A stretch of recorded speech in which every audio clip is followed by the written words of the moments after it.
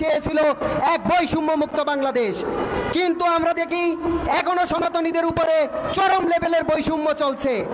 আপনারা জানেন আমরা রাষ্ট্রের কাছে 8 দফা দাবি দিয়েছিলাম, কিন্তু আজ পর্যন্ত আমাদের 8 দফা দাবি বাস্তবায়ন করা হয়নি, বন্ধ হয়নি হামলা।